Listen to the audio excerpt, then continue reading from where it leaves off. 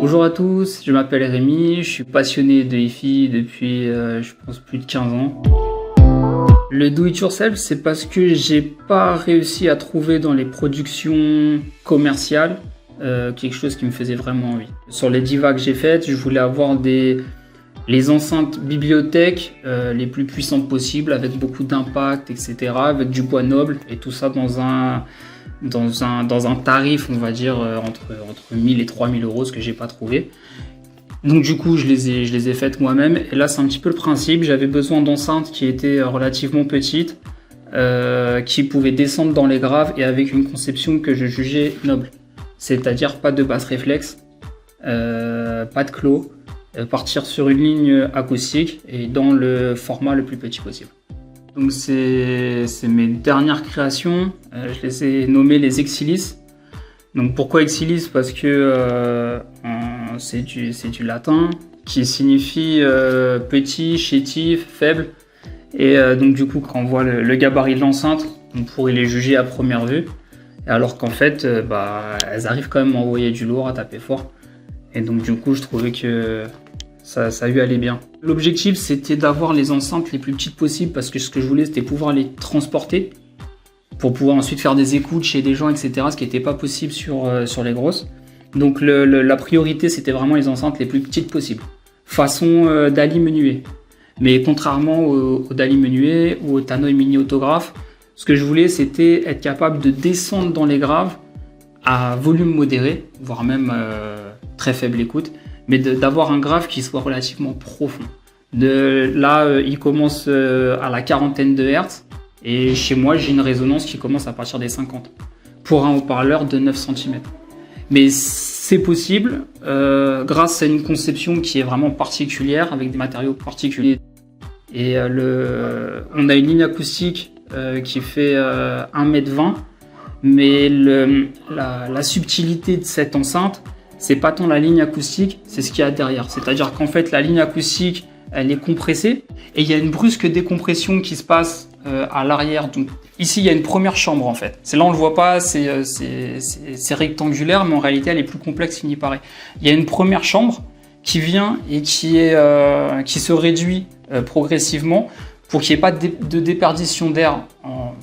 Encore une fois, hein, c'est l'onde sonore, mais je veux pas de déperdition parce que j'ai aussi un haut-parleur de 9 cm, donc il faut que j'optimise au maximum mon rendement. Donc du coup, ce qu'il faut, c'est emmener le son.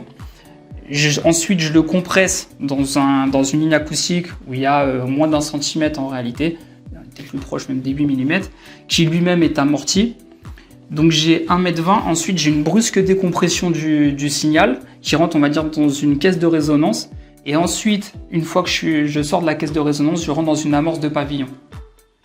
Donc ça conduit à avoir un son, comme je dis, qui a maturé en fait. Le son, il a vécu en quelque sorte avant de sortir. C'est des haut-parleurs de voiture, c'est du MTX. Alors moi, j'avais déjà monté du MTX dans la voiture de mon beau-frère. J'ai vraiment apprécié en fait cette gamme particulière avec c'est une membrane papier recouverte de cristaux de verre. Et j'ai été surpris, en fait, passionné de hi-fi. Moi, je pensais brancher un truc comme ça, vite fait, et pas avoir d'émotion. J'ai mis Jamie Winehouse et j'ai dit, ouais, c'est pas mal, en fait. Et donc, du coup, je me suis dit que si jamais je devais faire un projet, contrairement aux premières où j'ai utilisé des haut-parleurs d'Utopia, là, je voulais faire un truc avec des haut-parleurs d'entrée de gamme pour bien montrer que la conception de la caisse pouvait avoir son importance et pas simplement le fait d'avoir des bons haut-parleurs. Donc là, on est sur un 9 cm, j'ai fait une ogive en bois, donc l'ogive aussi elle est particulière, je l'ai rendue, on va dire, moins résonante, parce qu'il y a plusieurs matériaux qui rentrent dans la conception. Et puis le tweeter, donc c'est un 28 mm en soie, donc ça lui permet de descendre, on va dire, relativement bas, puisque le haut-parleur n'est pas filtré, mais sachant qu'il a un champ magnétique, entre guillemets, qui est pas particulièrement puissant, il a du mal à être très défini en haut. Et ce manque de maintien lui permet également de descendre dans les graves. C'est paradoxal, mais du coup, il a une fréquence de résonance qui est plus étendue que sur un haut-parleur, par exemple, les Tannoy mini autographe, où il y a un champ magnétique qui est vraiment puissant. Elle est du coup très, très détaillée. Mais du coup, voilà, tout est en contrôle. Alors que là, il y a un peu de gras, du coup. Et ça a eu ce qui fait qu'avec des 9 cm dans une petite chambre, sur de l'orgue, on descend, comme je t'ai dit, le 40, il est plutôt audible. Et puis à partir de 50, c'est clairement audible. Alors le tweeter, il est câblé en argent. Parce que j'ai fait la différence et à l'oreille, on a quand même un meilleur délié dans les aigus. C'est de l'argent d'entrée de gamme, hein. Je dois être à moins de 2 € le mètre, donc il n'y a pas besoin non plus de rentrer dans des folies. Même si j'apprécie la conception, j'apprécie les beaux objets, donc en fait quand on montre un beau câble, je vais apprécier le fait qu'il y a quand même du travail derrière. Mais pour ce projet-là, qui est un projet on va dire d'entrée de gamme, c'était pas nécessaire de mettre vraiment des 1000 et des 100 dedans. Mais je voulais quand même mettre un câble en argent. Il est sur son propre support, donc du coup il n'est pas du tout relié à l'enceinte principale, ce qui fait que si jamais, par exemple quand je bouge, en réalité c'est le caisson qui bouge, le tweeter il bouge très légèrement, mais parce que du coup on est sur une surface qui est tendre. Mais du coup voilà, les deux sont pas reliés, ce qui fait que même si lui il rentre on va dire dans une certaine résonance, une certaine vibration, c'est pas transmis au tweeter. Le tweeter il fait sa vie, et d'ailleurs toi tu as pu l'entendre, en fait il a un certain délié et remplit la pièce. Du fait aussi qu'il soit totalement débafflé et que lui-même il a un petit volume en fait, ça lui permet vraiment de rayonner très large. Alors du coup je suis parti sur une biamplification justement parce que je voulais le filtre le plus simple possible, mais c'était possible que par une biamplification parce qu'il fallait quand même ajuster le niveau du tweeter par rapport au boomer medium, mais aussi parce que à la fréquence de croisement, il se produit différentes interférences, que ce soit au niveau de l'impédance, que ce soit la fréquence de résonance de l'un, de l'autre, etc.